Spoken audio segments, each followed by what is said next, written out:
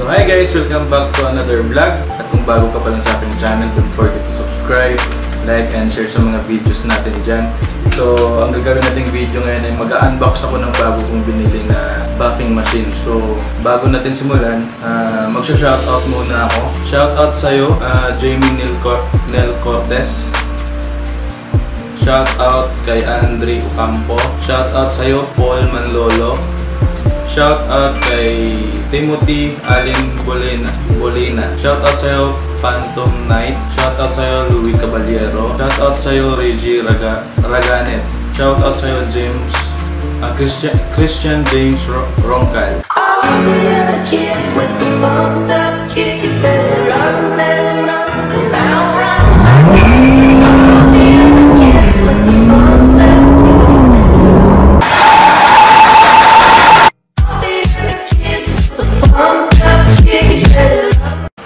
Maraming salamat sa madalas na panonood sa ating vlog. So ngayon, may binili kasi akong bagong buffing machine kasi nasira yung buffing machine ko dati kasi madalas ko siyang ginagamit. Tsaka ano lang yun, mumurahin lang siya. So ngayon kasi dumating yung in-order ko nung birthday ni Lazada na buffing machine. So ito siya. Oh no! Dumating siya ngayon. Actually, hindi nag-text yung Lazada delivery na darating po ngayon. So, ang price nito doon is 5,000 plus. Yung 5,000 plus, almost 6,000 ata. Tapos, kasi birthday ni Lazada yun, na-discounted to ng less 47%. So, titingnan natin kung anong itsura nito. Kung maganda ba siya, kung worth it ba siya, kung anong meron nandito sa loob. Okay? So, sa mga bago pa lang dito sa channel ko, mag-browse lang kayo dito sa channel ko kasi marami pa akong videos dyan. At saka, ganito pala, 40,000 subscribers na tayo. Pasensya na, wala tayong giveaway ngayon kasi medyo alam nyo na wala akong uploads masyado. Ang nangyari, yung income natin sa YouTube is bumaba talaga siya. Hindi kayang magbigay or mag-giveaway. So, susubukan natin sa 45,000 or 50,000 subscribers kung kaya ng income natin dito sa YouTube magbigay ulit. So, may giveaway tayo. So, ngayon talaga pa medyo tagilid yung income natin sa YouTube. So, alam nyo naman, binabalik ko lang din sa inyo kung ano yung kinikita dito sa channel. So, sisimulan na natin to. Pasensya na ulit kung wala tayong giveaway sa 40,000 subscribers. So, abang-abang lang. Baka sa 45,000 subscribers, baka makapag-paraffle ako ulit or 50,000. Saglit lang yan. Saglit lang marating yan. So, depende pa rin kung gaano kalaki or kaliit yung revenue natin dito sa YouTube. So, magagawa tayo ng sobrang marami na rin naman akong naibigay. So, ang gusto ko talaga is every 10,000 subscribers meron akong maibigay. So, ang nangyari lang kasi talaga ngayon is sobrang baba nung kita. Dahil sa wala akong ina-upload. So, kasalanan ko rin na wala akong ina-upload masyado kaya wala rin tayong income. Okay? So, start na natin. Buksan na natin itong biniliver ni Lazada. Sana maganda para... So, yung price nito ngayon is 2,738 pesos na lang. So, ang original price niya is 5,000 plus. So, try natin. Sana maganda, diba? Ang kulay pala nito, kulay green. Kulay green.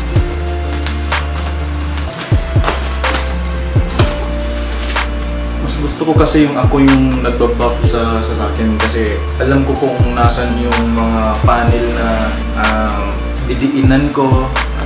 Alam ko yung mga gasgas na sobrang light lang na gasgas, so konting ganun lang. Yung iba kasi baka hindi matagal na rin naman ako nagbabuff ng mga sasakyan. Sarili lang naman, diba? So okay lang kung may masira man, kung nagbabuff ako, at least sarili ko, di ba? Ang masakit doon, pag pinabuff mo sa iba, tas nagkaroon ng sira, di ba? Mahirap mong ipagawa sa kanila yun. Lalo na kung tauhan lang yung gumagawa, di ba? Yan.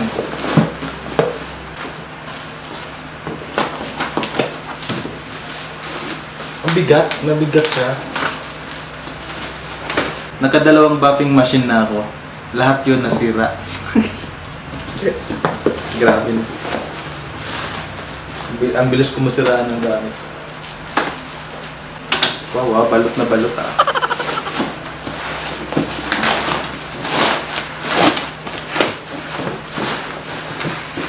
Maraming paglaruan, no.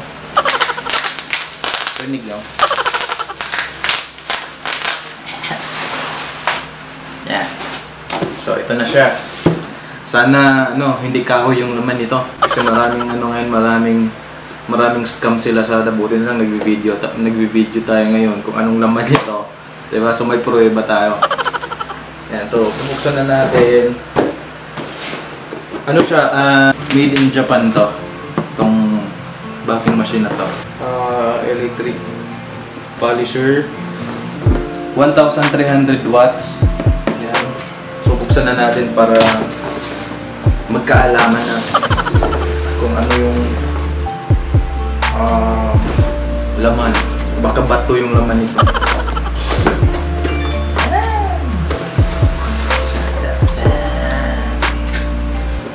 Yun. Naku, ang laki pala nito. Ang laki. Ang bigat na. Ito, itong handle. Handle.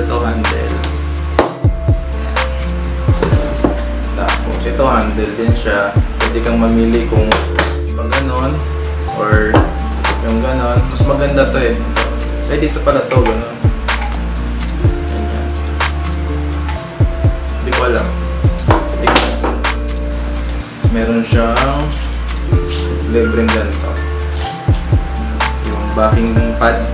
Pero ito, hindi ko ito gagamitin kasi walang kwenta to. Meron akong mga backing pad dyan na maganda na binili ko sa store ng mga paint. Yan, so ito yung laman. Ito. Mabigat pala. Ang bigat. Bigat. Tapos meron siyang manual.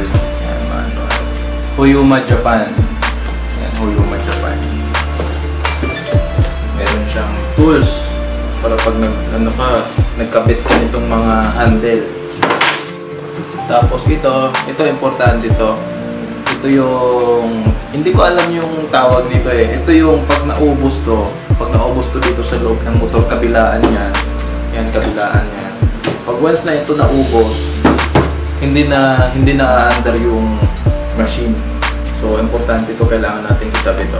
Ito lang naman yung usual nasisira sa mga machine na ganito. Yung mga grinder, or basta mga ganito, ito lang yung madalas nasisira siya. Pag naubos siya. So, ito na. Hello. Here. So ito siya, kulay green.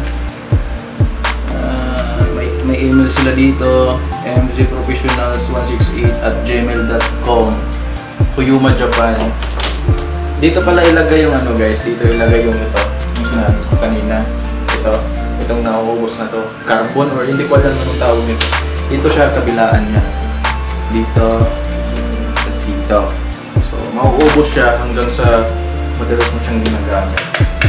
Medyo mabigat siya. Tapos meron siya ditong speed selector. Meron siya dito.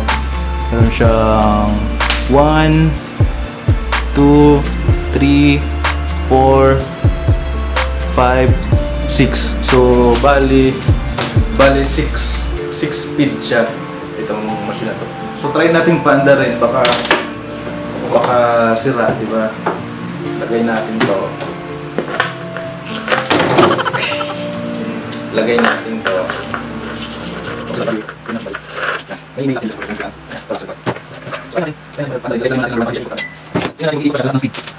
So,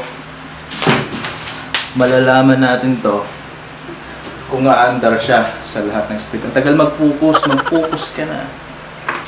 Tagal mag-focus, guys.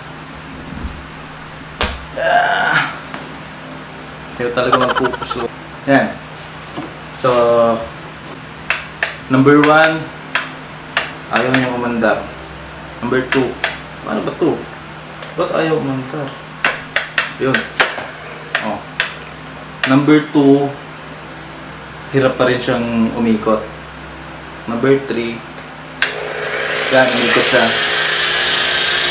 Ito tamang-tama lang to kasi pag nag-buff ka, hindi kailangan sobrang bilis nung ikot nung kasi masusunog yung pintura mo. So tamang ikot lang.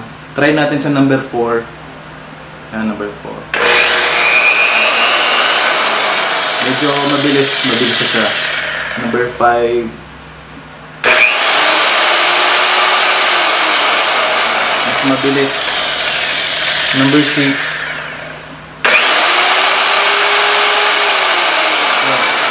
Sobrang bilis. Ayan, so okay siya, gumagana siya. So sa next na vlog natin, titignan natin kung maganda ba siya gamitin, kung hindi ba nakakangalay. So yung city ko kasi is bagong pintura yun, di ba? Nakikita nyo sa last video ko na pinapapinturahan ko. Dito ako sa Mindanao Ave. Yan. Kung makikita nyo yan, yung bumper, pininturahan ng buo yan. Yung buong bumper. Parang matatanggal na. Yan. Yung bumper, yung buong bumper, yung grill, itong grill, pininturahan din to. Tapos, ano pa ba? Itong dalawang side mirror, yan, pininturahan yan. Tapos itong sa taas na black top, pinablock ko siya, hindi pa siya na-buff. Tapos dito sa likod, itong panel na to, pininturahan to ng buo, yan. Tapos itong bumper sa likod, yung bumper sa likod, pininturahan din yan lahat. Yung spoiler, hindi yan pininturahan. Itong trunk, pininturahan din tong trunk.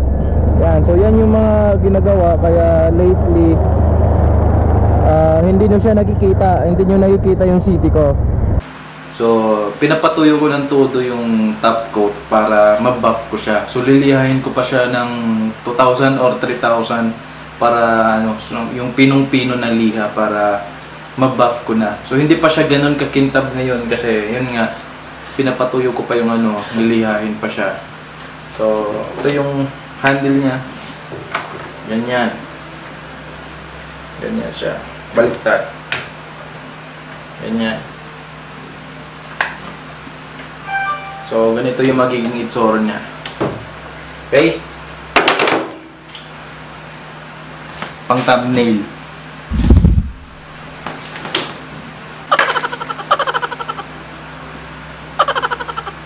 Pang thumbnail.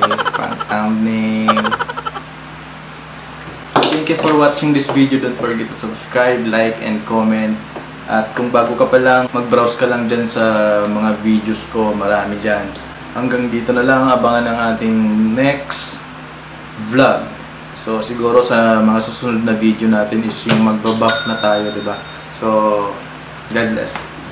All the other kids with the bumped up kisses,